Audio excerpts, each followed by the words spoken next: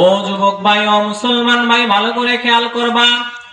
আল্লাহ তাআলা আরো কংসের মধ্যে বলেছেন, কুল্লু নাফসিন যায়কাতুল মাউত। আমাদেরকে প্রত্যেক প্রাণীকেই মৃত্যুর স্বাদ গ্রহণ করতে হবে। আজরাইল তো চলে আসবে, এক এক করে সবাই জান কবজা করে নিয়ে যাবে। তখন আমরা কি জবাব দিব? তারপর আজরাইল যখন দুনিয়াতে সবার জান কবজা করার পর তখন আল্লাহ তাআলার কাছে আবার যাবে। আল্লাহ তাআলা জিজ্ঞাসা করবে, আজরাইল দুনিয়াতে সবার জান কবজা করছো তুমি? তখন আজরাইল উত্তর দিবে, জি আমি সবার তো জান কবজা করে নিয়ে গেছি। যখন কিয়ামত অনুষ্ঠিত হবে, আমরা তো সবাই মরে যাব, একদিন কেউ বাঁচবো না।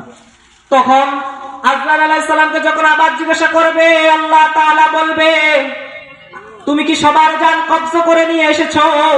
তখন আজরাইল বলবে, জি দুনিয়ার তো সবাই জান নিয়ে কবজা করে নিয়ে চলে আসলাম। আল্লাহ তাআলা বলবে, যাও দেখো আসমানে আরো কোনো মানুষ আছে কিনা। যখন দুনিয়াতে আসবে আবার দেখবা আর কেউ যখন থাকবে না, তখন আল্লাহ তাআলা আবার আজরাইলকে জিজ্ঞাসা করবে, ও আজরাইল আরো কেউ বাকি আছে কিনা দেখো তো। ওয়ামাম বাকিয়া ফিস সামা।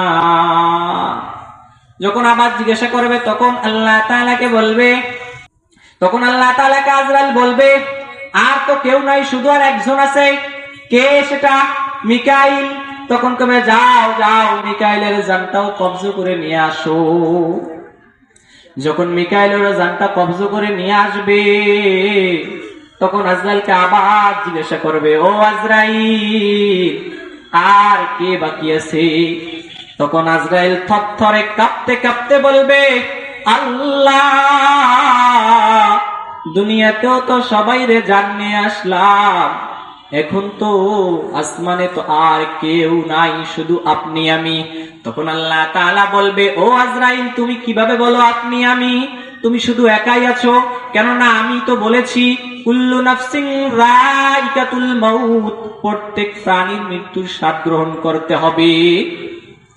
তুমি কিভাবে বলো যে আমি আর আপনি? আমি তো মরবো না, আমি তো চিরঞ্জীব, আল হাইয়ুল কাইয়্যুম। আমি তো আল হাইয়ুল কাইয়্যুম, আমি তো মরবো না, আমি তো চিরঞ্জীব। এবার তুমি সুন্দর করে তোমার জানটা কবজা করে নিয়ে যাও। আজরাইল তখন বলবে, আমি যদি জানতাম যখন মালাকুল মউত আমাকেও ধরবে, আমি যদি জানতাম আমারও মৃত্যু হবে, খোদার কসম আমি কোনোদিন কারো জান কবজা করে নিয়ে যেতাম না।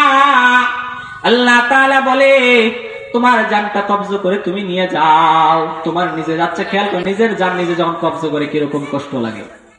যখন বলবে তোমার জানটা তুমি কবজা করে নিয়ে যাও, সুন্দর করে সে যখন আজরাইল বারবার চেষ্টা করবে, মালাকুল মউত বারবার চেষ্টা করবে, যে তিনবার যখন হয়ে যাবে, একবার টান দিবে আসবে না, দ্বিতীয়বার টান দিবে পায় না, তৃতীয়বারও টান দিবে তখন আর বের হয় না। তখন আল্লাহ তাআলা আজরাইলকে বলবে, কেন তুমি কেন তোমার জান কবজা করতেছো না, ব্যাপার কি? আজরাইল কাঁপতে কাঁপতে থরথরে বলবে, আল্লাহ আমি যদি জানতাম আমারও মৃত্যু হবে, আমি কখনো কারো জান কবজা করে নিয়ে যেতাম না। আমি যখন আমার জানটা নিতে যাই, এত কষ্ট লাগে, এত কষ্ট লাগে, বের হতে এত কষ্ট লাগে, বুঝতে হতে এত কষ্ট। আমি যে মানুষের জান কবজা করে নিয়ে আসছি, তারা কিরকম কাতরাইছে, তারা কিরকম কষ্ট পাইছে, আমি এখন বুঝতেছি। তখন আল্লাহ তাআলা বলবে, তুমি তো মরবা, তোমারও মরণ আছে, মালাকুল মউত মরণ আছে। তখন যখন নিজের জানটা আজরাইল কবজা করতে পারবে না, মালাকুল মউত নিতে পারবে না, তখন আল্লাহ তাআলা বলবে, মুতু ইয়া মালাকুল মউত, হে মালাকুল মউত তুমি মরে যাও। সঙ্গে সঙ্গে তার দেহ থেকে প্রাণটা চলে যাবে, ওই আত্মাটা চলে যাবে, জানটা কবজা হয়ে যাবে। তাহলে খেয়াল করেন তো, দুনিয়াতে যে আমরা আসছি, মৃত্যু তো বরণ করতেই হবে। তো এই কয়েকদিনের ঘটনা যে এক জায়গায় বক্তা ওয়াজ করতে করতেই মারা গেলেন, ওয়াজের মঞ্চে কথা বলা অবস্থায় মৃত্যুবরণ করলেন। আল্লাহ তাআলা তো বলেছেন কুল্লু নাফসিন যায়কাতুল মাউত। হায় হায়, যখন মৃত্যু চলে আসবে আর কোনো বাঁচার উপায় নাই। যুবক তুমি তো মনে করো নারীর পিছে ছুটলেই মনে হয় জিন্দেগি, এটাই মনে হয় আমার জিন্দেগি, এটাই মনে হয় আমার কি দুনিয়া, এটাই আমার স্বর্গ। আহা যুবক বুঝবা